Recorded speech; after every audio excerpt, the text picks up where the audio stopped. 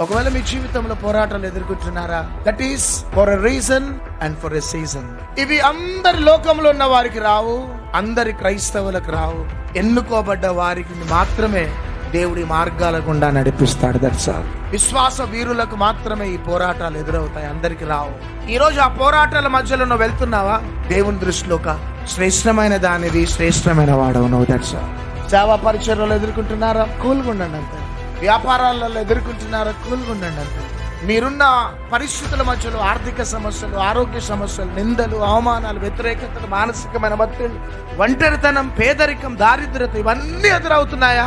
ఈ రోజు దాకా మీరు సందేహించినారు, ప్రార్థనకి దూరమైనారు, విశ్వాసానికి దూరమైనారు. ఎన్ని పోరాటాలు, ఎన్ని స్ట్రగుల్స్ మీరు ఫేస్ చేస్తున్నా భయపడకండి. అది కొద్ది రోజులు మాత్రమే. అవి ఇక మీ నుండి దూరం అయ్యే సమయం ఆసన్నమైంది.